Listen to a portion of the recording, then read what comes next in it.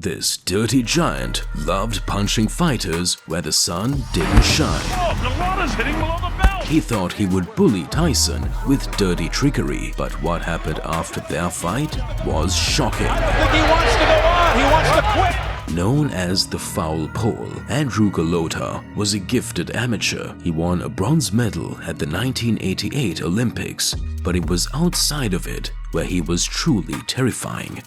In 1990, a bar fight ended with Golota stripping a man naked and dumping his clothes in a dustbin. The controversy that would flare up throughout his career, however, was notable in his 24th fight. Rocked by Samson Poha, Golota sank his teeth into his opponent's neck, a bite that was missed by the referee. In 1996, the iconic Riddick Bowe represented a jump in class for Golota. That fight, Golota showcased his skills by consistently beating the former undisputed world champion to the punch, out-jabbing the sluggish American and rocking him repeatedly with right hands. Yet, for every eye-catching headshot Golota landed, he landed almost as many punches to Bowe's testicles.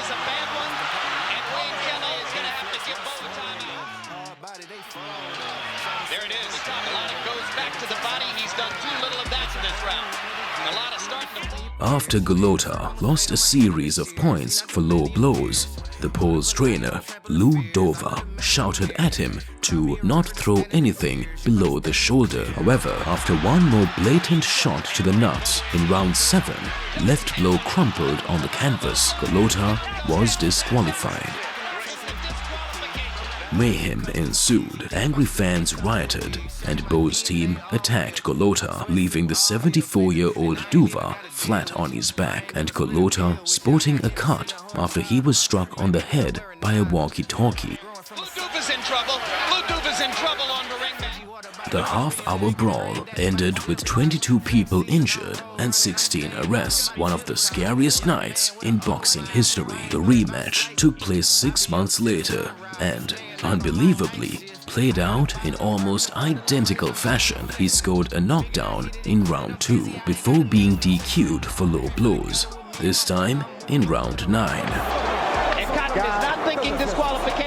His notoriety and inappropriate behavior only made him popular, having only ever been stopped in a 135 seconds loss to Lennox Lewis.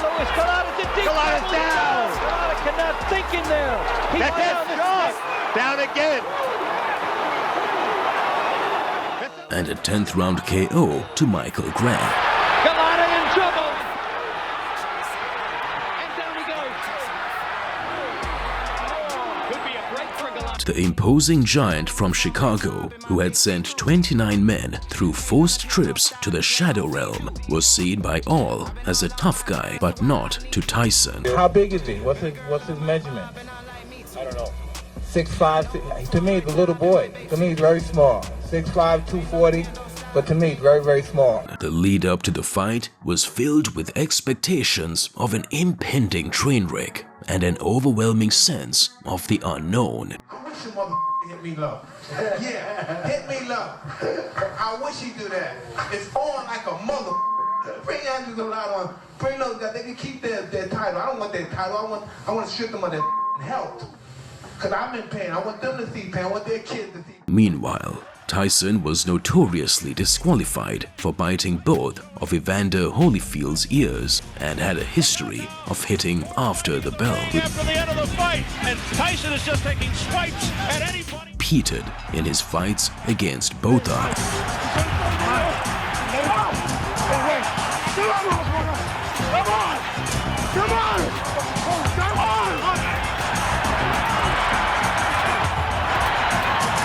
And Norris. Oh, and he hits him after the bell, and Norris goes down, and here we go again. Tyson hit Norris after the bell. And Severies. A barrage by Tyson. The referee, John Coyle, steps between, and he continues. Coyle's trying to stop it. I was going to rip his heart out. I'm the best ever. And I'm just ferocious. I want your heart. I want to eat his children. Finally, Tyson found someone who matched his infamy and mental fragility in the ring. don't want to get in a dirty fight with nobody. He doesn't want to. I'm sure he doesn't want to get in a dirty fight with me. It comes to the fight, whatever he does, whatever he starts, I'll finish, Wise to the danger of Iron Mike's ruthlessness, Golota publicly stated that he planned to fight cleanly. I thought it's going to be a clean fight. That's what I'm looking for, and that's what I'm concerned. Thank you. There was no title on the line, but the pre-fight theatrics and Mike wanting to avenge former schoolmate Riddick Bowe made it a big moment in boxing history. But listen, he's over there laughing. We're up here laughing. Everybody laughing. This is serious stuff. He won't be laughing Friday. This is very serious. This is very, very serious. From the opening bell, the shorter and smaller Tyson immediately looked to throw damaging hooks on the inside in classic Iron Mike fashion. There's a straight left hand right on the nose, a right hand by Tyson.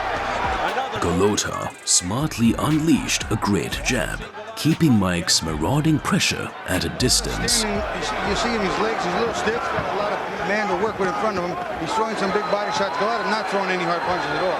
Tyson looking to resurrect his aura of invincibility. Golota's not really using any of the leverage either. He's using that height and that reach. He's slapping a lot. Just I think he's still afraid. Straight right hand followed by a left by Golota. And then a right uppercut, blocked by Tyson. But it won't be long before Iron Mike starts to find the target on the 6'4" Titan. Golota has yet to feel the extreme impact of power. Nice right hand by Mike over the top, too. Again, working that cut. And a left hook to the head by Tyson. A picture-perfect right hand from Tyson at the end of round 1 sent the mountain crashing. In round 2, Tyson looked to close the show. You hear? You can see there's some fear in his eye. He's felt the pain. Jumping on Golota here to open round 2. Wanting to end it right here.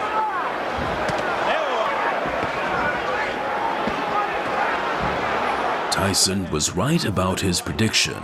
In less than 2 rounds, Golota's smile had turned sour and his willingness to fight had disappeared. But the courageous Pole fired back with several shots of his own.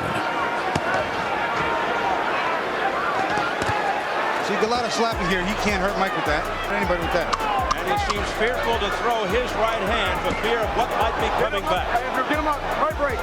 Right break. Get him up. That was an accident. Mike's showing he's a little over anxious here. That big right hand got him all souped up. He's not. There was no warning of what was to come next. At the end of the second round during the break, Golota told his corner he had no intention of fighting on, told the referee to stop the fight, and began pacing the ring. It's over! He's done it again! Golota quits! Look at this drama! El Cerro says, I can't believe you're doing this!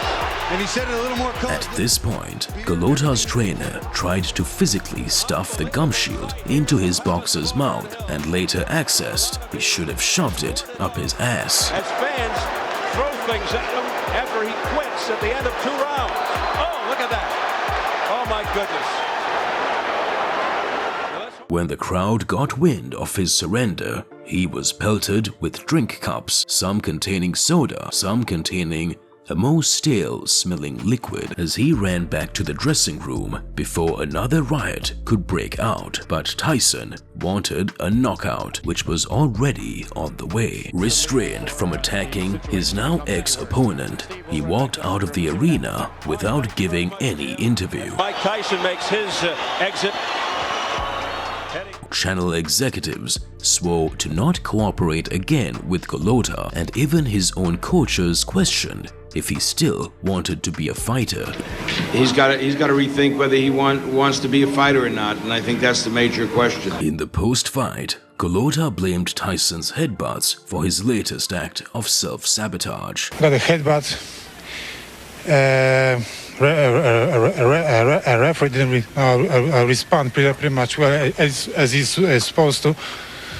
But you're a warrior, Andrew. You're a fighter. While sympathy for Golota was understandably in short supply, a trip to the hospital did reveal that Golota had a concussion, broken eye sockets, and a prolapsed disc in his neck, keeping him out of the sport for 3 years. Fate is forced medical treatment and doom when you step in the ring with Iron Mike. Adding to the bizarre nature of the contest, the bout was eventually declared a no contest rather than a Tyson TKO, when it turned out the would-be victor had failed a post-fight drug test for marijuana. Golota's career staggered on after the Tyson debacle. He had his final pro fight in his native Poland in 2013, ending a 52-bout career marked by 9 official defeats.